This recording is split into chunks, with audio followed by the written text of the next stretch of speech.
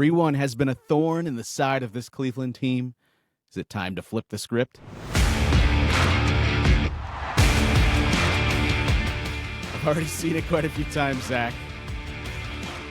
The Yankees blew a 3-1 series lead, has a nice ring to it.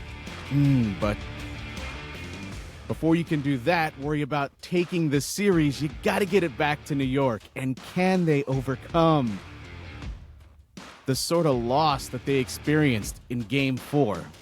Well, the Yankees rebounded from their Game 3.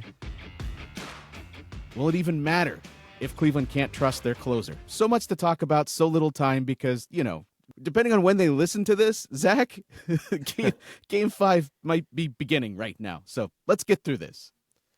Yeah, we better say something prescient so that people will listen to this and think we recorded it after Game 5. Yeah, I don't know. Who's pitching? How are they going to piece together 9 innings in Game 5, let alone 18 innings in New York if they got there? How's your arm? I don't know. How's Ryan Merritt's arm? We're going to find out, courtesy of a first pitch, which will probably be about the same speed as he was throwing in Game 5 against the Toronto Blue Jays. Do you think he'll just wind up and throw it as hard as he can on that first pitch? It was like 86, but he could place it exactly where he wanted. And everything had to go right in that game. And for a while, it felt like things were going right in Game 4. In Game 3 had that improbable feel where everyone hoped that Jhonkensy Noel was going to come up there and hit a bomb, and everyone knew that was the reason why he's in there. And when you see him stroll to the plate, you think, well, he's got a chance. So at least there is some opportunity once Lane Thomas reaches base for this game to continue. But until the moment where that David Fry home run left the park, you didn't really know what direction, twist and turn that game was going to take. Flash forward to last night, when they go behind by 4 runs and Cade Smith gets got by Giancarlo Stanton, who's just making it a habit in this postseason of getting lots of great pitchers. He's just collecting them like Pokemon. Pitchers that he gets, whether it was Clase the night before, Cade Smith now. At that point, it's feeling like a foregone conclusion, but this team doesn't give up. They keep coming back against this Yankee bullpen, and they make it a game. And similar, Zach, to the way that I felt when Lindor hit the grand slam in 2017 against the Yankees, they were still behind by a run, but it felt like they were tied, just overcoming that massive obstacle. When they got within 1 run, I felt internally they were winning this game. I had no doubt that they were winning this game. And I think that's why I wake up today just a little bit dumbfounded that they didn't go on to win this game, because they even got the little bit of guards ball, courtesy of David Fry again, to help them tie this game. And for them to not grab it, it sort of confuses me internally, because I felt like all signs were pointing to they were going to get Game 4. Yeah, there's something poetic about Noel's game-tying home run coming off the bat at 109 miles an hour in Game 3, and then David Fry's game-tying whatever that was coming off the bat at 40.3 miles an hour. I'm with you, because it also set up for Clase to come in and get a little bit of redemption and get it against the bottom of the Yankees lineup. If he could just do what he does and breeze through 3 or 4 hitters, he wouldn't have to face Soto, Judge, Stanton, and everything would be fine. And maybe you'd walk it off in the 9th, or you'd figure it out in the 10th and go from there. But obviously that's not what happened. And there are questions about where he's at, what to do about him, why this has happened. I don't know that anybody knows. I got so many different answers. I heard one person say pitch sequencing and making adjustments in at bat. Got one person saying just being more creative. He's saying missed some spots, but they took some good swings. Stephen Vogt wants to give a lot of credit to the Yankees. There were people wondering if he's doing something to tip, but he throws cutters, man. He threw 17 to 20 pitches last night were cutters. if he threw 82% cutters this season, I think, like if you just guessed that he's going to throw a cutter, you probably didn't need the tip. Now, if you can figure out somehow location or see the ball better out of his hand, sure. But, also some people are making good points of just this point in the year. And I think about how this one Yankee scout was with the Guardians from, I remember him in St. Louis, and I remember him in Cleveland the last week. And I feel like he was in Cleveland before the St. Louis trip. So I guess basically with the Guardians for a month, maybe. So you think about just, the Yankees saw Clase in August. They've had people watching him for weeks and weeks and weeks. Like, there are no secrets at this point in the season 2. And so is there something there that is leading to him just looking overmatched, which is weird? I don't know. Point is, they've got their work cut out for him. I'm with you. Like, that was setting up for another classic win, and it was just crazy. Credit to the offense. Scored 2 runs in games 1 and 2 and couldn't deliver big hits. And we said, like, we can scrutinize the pitching all we want, but they got to score runs if they're going to have any chance. And they've scored runs, and we got to keep scrutinizing the pitching now. So, Jose Ramirez delivered, Josh Naylor delivered. So I don't know. I don't know where they go from here. It feels over, which also feels silly to say about this team for the same reasons you didn't say it in games 3 and 4. And this series too, just the way that the series has just been back and forth, body blow after knockout blow after getting back up off the canvas. But it feels like they lost game 4 with the guys that that was never in your script. Cade Smith, Clase faltering once or twice, and you're still alive in these playoffs. It's like, oh, well, that's not going to happen again. And, well, at least you still have Cade Smith out there too. Yeah, I didn't see that coming, the way that unfolded. Were you surprised that they pitched to Stanton with Cade Smith? A little, but I don't know. A little. It's hard because, like, shouldn't your best pitchers just, even if it's a really dangerous hitter, like, don't you have the advantage usually? I mean, he mowed down the middle of the order the night before in 10 pitches.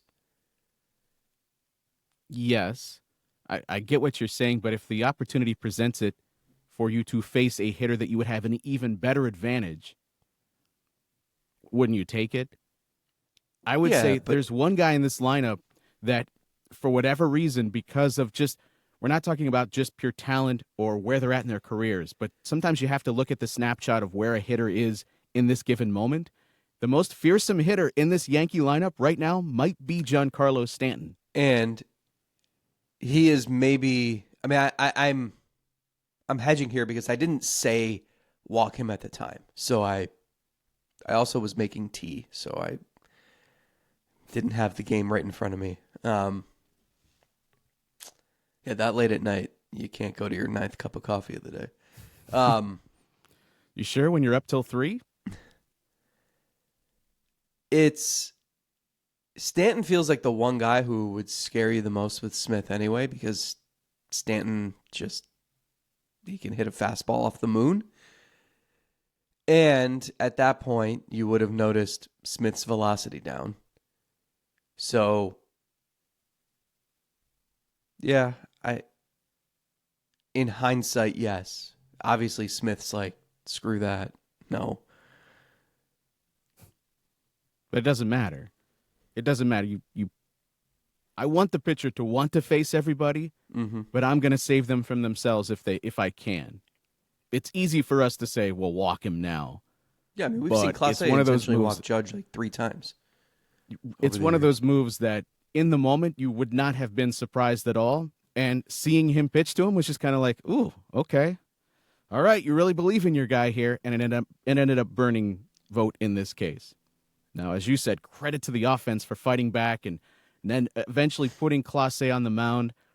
I know it's the easy thing now is to go to the one of the biggest fears we had when the playoffs began was saying this team's going to rely heavily on their bullpen. That means they're going to be exposed over and over and over again to these offenses. And yeah, you're right, Clase, there's not a lot of surprise here about what he's going to do most of the time, but maybe if nothing else, it makes a hitter feel more comfortable up in the box. It's not just knowing what's going to come or guessing what's going to come, but finding the release point, finding little quirks in the delivery that you can pick up on and help your timing. I really don't know. I know there is a lot of history that points to the more you see a reliever, the better you're going to be against them. I would believe that that's part of the equation. Do I think it's a lesser part of the equation than we often make it out to be? I think so. Because in the case of Cade Smith, if it had been a case where he executed his fastball at 97 above the zone and he'd go and get it, it's kind of similar to the way that Judge got Clase the night before, where it's a ball on the outside, on the black, he goes out and gets it. Sometimes you just tip your cap and say, great job by you. But I felt like a lot of the pitches here were not executed well. And I think I think the thing that is probably more true, when your best pitchers are exposed to their best hitters more often, all you're doing is giving them more opportunities to pull the slot machine lever. The odds are really bad when you go to Las Vegas that you're going to hit on it. But the more you do it, this is what you tell yourself, the more you do it, you're going to get there eventually. You're going to eventually get that payday. And the way that percentages work, even if you're great against the guy and he only gets a hit against you 2 out of 10 times, the more you see them, the more you're giving them a shot. And we're talking about the best pitchers always coming in to face the best hitters. I think that's the reality here, is that you are just facing elite talent over and over and over again, and eventually there's a reason why they get paid, and if you make a mistake to one of those guys, it is going to make you pay. So I think it comes down to a lot of a lack of execution and just the fact that you're always in there facing the best in these close games. I think that plays a bigger role. Yeah, I was talking to Eric Zabrowski, who threw 29 pitches in Game 4. And I said, we were talking about how in the postseason, just every pitch carries so much more stress, so much more.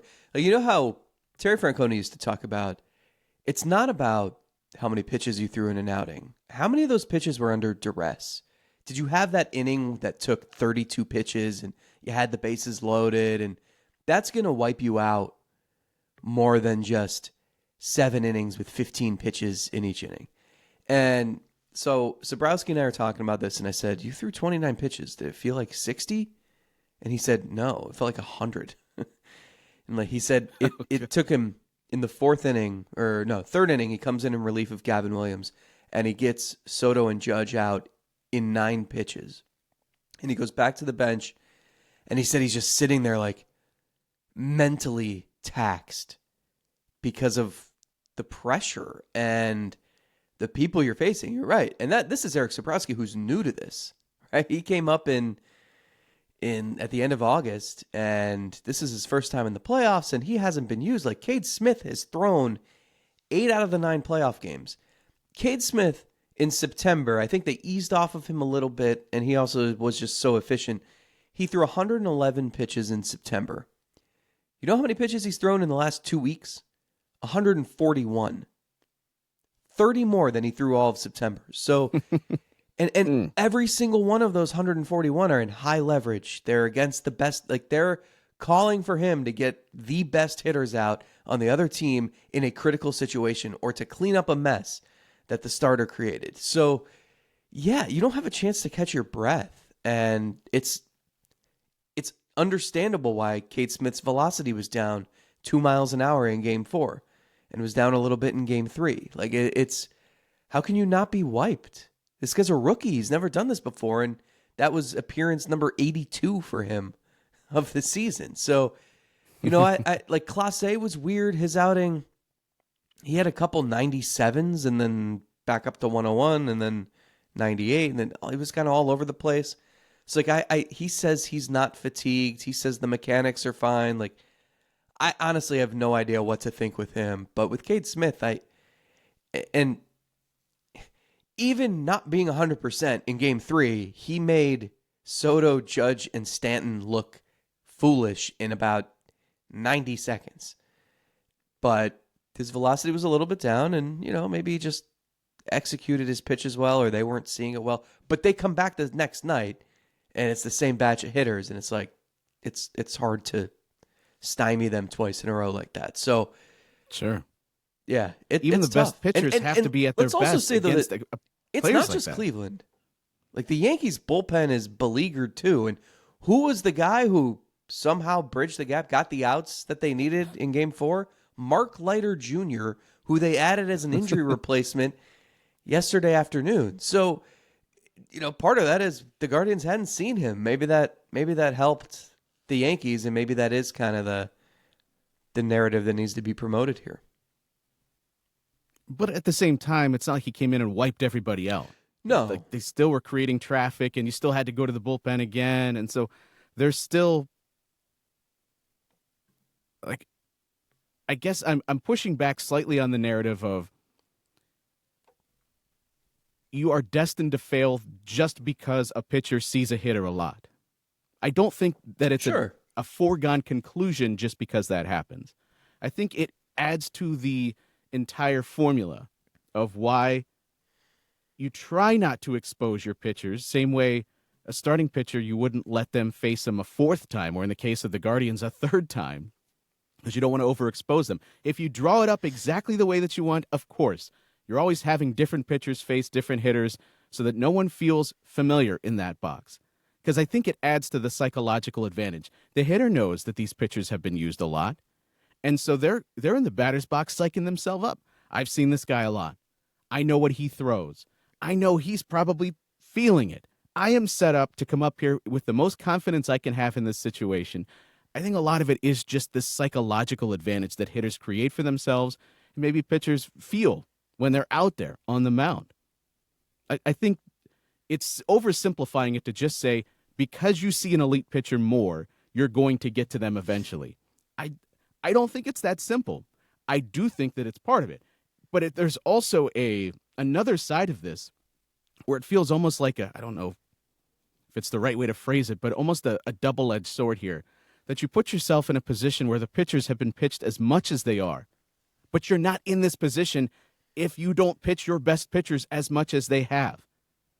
It's not as if they have had really any other way to go about this other than you got to go to Cade Smith. You've got to go to Hunter Gaddis and Tim Herron and Emmanuel Clase, because the starting pitchers, they can't rely on them. In the case of Gavin Williams, you're hoping that maybe he can get you to the 4th or 5th if everything goes well, but he gives up a couple of home runs. This team is in a position because outside of really Matthew Boyd in this postseason, nobody in that starting department has been able to do it consistently and get you anywhere close to, forget deep into a game, but just to the middle part of this game.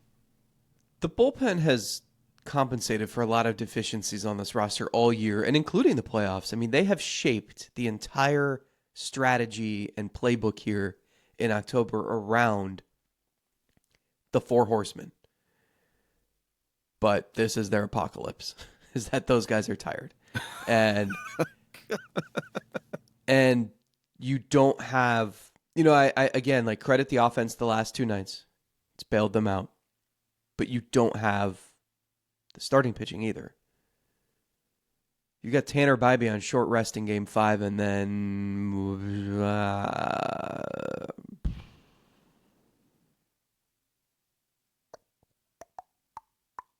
Pedro Avila? I mean, he's been up and throwing pretty much every game in the series. Come in and giving them some huge outs. I think you're going to see him again. Yeah. So I the tough part is that you don't have anyone else who can, like, say, hey, Clase and Smith and pitching staff, don't worry, I got you. Like, the formula for winning is going to be score 8 runs against Carlos Rodon. Is it not? Like, I don't know. I mean, sure, Bybee could give you the start of his life. You're going to have to get something like that from these starters, though. Like, somebody's going to have to Yeah. do more than you expect. I don't know. Ben Lively maybe starts game 6. I don't even know yet. But the other thing is, if you're gonna create history and come back and win this series, Smith and Clase and those guys are gonna have to gut through it and get outs. That's the bigger story here, is that even if there's a downward trend here, like, you can't run away from them in a moment of need, because there's just no other plan. Like, I don't think if they're up by 1 in the 9th inning, I don't think they're going to Andrew Walters. Well, that's kind of what the Yankees were doing that you were alluding to, leaving Leiter in for whatever reason. Boone feeling like a different look here would be beneficial. And if he gives up, let's say, that home run to Noel. No, sorry, what was that? Yeah, that was right when he came in. If he gives up that home run to Noel, everyone would say, "What are you doing? What are you doing? Mark Leiter, he just got put on this roster. Why is he up there facing Noel?" Did you think it was gone? Absolutely. Didn't the cameraman point the camera to, like, Neptune? Mm-hmm. Sure did. I audibly gasped, jumped up off the couch, because I need a clearer look, got to get even closer to the television. And I certainly thought that ball was gone. Your vantage from the ballpark, you hear the crack of the bat. I thought it was gone too. That's what's crazy, is I didn't even consider Verdugo camping under it, and he acted like it was no big deal. I thought it was gone. I couldn't believe it. Were you surprised that Jhonkensy Noel wasn't even in the starting lineup to begin the game? Yes. I do think the manager's a little superstitious, though. Okay, but that's kind of silly. Sure. If that means that... I mean, you took your shot once with Schneemann because you felt like you just had a gut feeling. I don't know. This game's weird.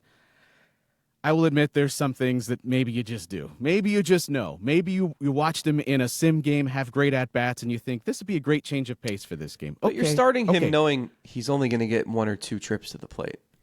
Oh, sure, but guess what? One of those trips to the plate happened with what? And they also like his ability to hit fastballs. That's Heel's go-to. Okay. I'm just saying I'm slightly surprised, and one of his at-bats came in a part of the game that didn't end up mattering because you came back to tie the game anyway. But it still was a little bit curious to me that both Fry, I mean, we're going down the bench showing them on the broadcast. Here's the guys that had the 2 most iconic moments of the game last night, and we're saving them for a strategic one at-bat at some point. Yeah. Well, in the case of Fry, he usually comes in earlier, which he did. What was it, the 5th? He's going to come in earlier and get more than one at-bat, as was shown by his little squibber that he somehow reached on. Oh, God, when I saw that, I thought, there's no way they're losing this game. Look at this. Rizzo's losing the ball between his legs. The pitcher should have just reached up and tagged him, but instead, critical error made by New York in this moment. How do they lose this game? Oh, my goodness.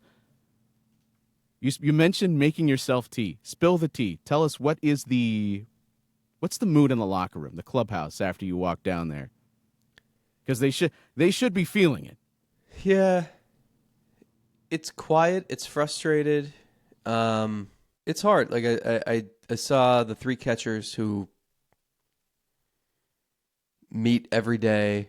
They all carry around these notebooks with scouting reports and game plans, and they had a conference after the game at Austin Hedges' locker. And I don't know the topic of conversation. I don't think they were making their college football picks for Saturday, but I think there's some regrouping to do, trying to figure out, when your best get beat, you obviously want to tip your cap, especially given the hitters who are beating you.